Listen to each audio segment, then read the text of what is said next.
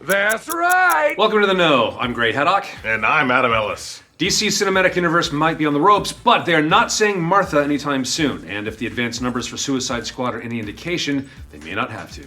Thanks to the rumors of reshoots and the underperformance of Batman v Superman, the future of Suicide Squad's success has had a big question mark over it for Warner Bros. But that hasn't stopped a whole lot of people from buying tickets early, according to some new box office data tracking. Yesterday, The Hollywood Reporter provided an update on pre-release tracking for DC's new bad guy flick.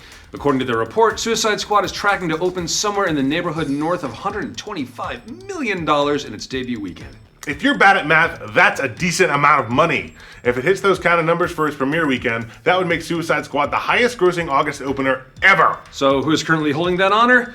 Guardians of the Galaxy, which made $94 million when it dropped back in August of 2014.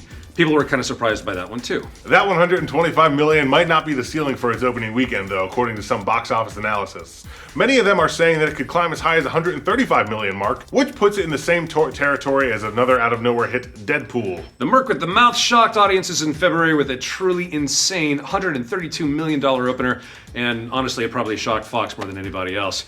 It then went on to do $782 million worldwide, despite a budget of only around $60 million. Only. As much as it took everyone off guard that Deadpool did so well, Suicide Squad might be an even bigger what the fuck. After all, the hype leading up to Deadpool's release was enormous, and the overwhelmingly positive reviews only made it an even bigger must-see in theaters. Now, it should be said that these are early projections based on how movies track a few weeks out from their release. These could go up or down, especially once reviews and word of mouth starts hitting the internet. For Warner Bros., an opening like that would be a pretty sound victory, especially after dashed expectations of Batman v Superman. Reviews and opinions of the movie aside, its overall gross of around $872 million was nowhere close to the $1 billion that the studio was hoping for. Well. Yeah, we get it. $872 million sounds close enough, but $128 million isn't exactly one of those things that make executives super happy. Almost doesn't really count when you're talking about that kind of money, but there you go. Although when you consider that the budget for Suicide Squad may have been even higher than $250 million according to reports, maybe it's not that big of a win.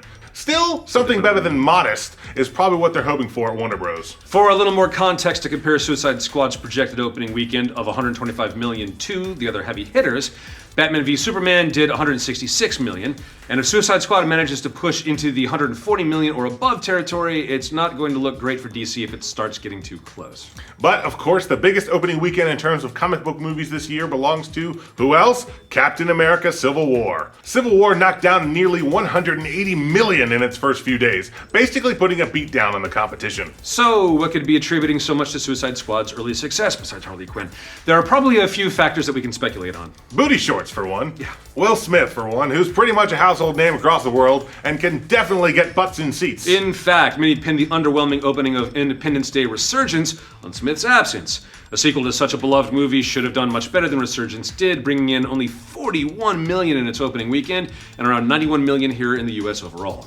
Another factor that might be helping Suicide Squad could be that it doesn't look very connected to the rest of the DC universe. Well, Batman appeared in the trailer and fans know that the Joker is in the movie as well, it probably appears to outsiders like something entirely separate from the previous films. Plus, the movie's trailers have been really well received for being, a little fun for a change. And it certainly doesn't look like any other superhero movie that we've had so far from either Marvel or DC up to this point. Which may actually be the strongest thing that Suicide Squad has going for it, and why it could end up being a surprise hit. So, when you think about it, it's actually got quite a bit in common with both Deadpool and the aforementioned Guardians of the Galaxy. All three movies are a break in form from the superhero movies that we've gotten so used to seeing in theaters. Part of the charm of both Guardians and Deadpool had to do with their humor, and just how different they were from every other superhero movie out there. It helped them appeal to people outside of the normal comic book movie audience. And we might be looking at the same thing with Suicide Squad.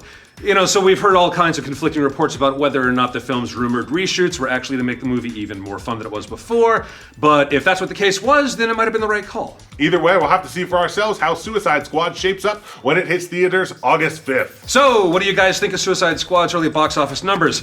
Can it beat Deadpool's opening weekend? Let us know in the comments. For future updates on cinematic universes, like this video and subscribe to The Know. You made it. Hey! Survive! The most fucked reading.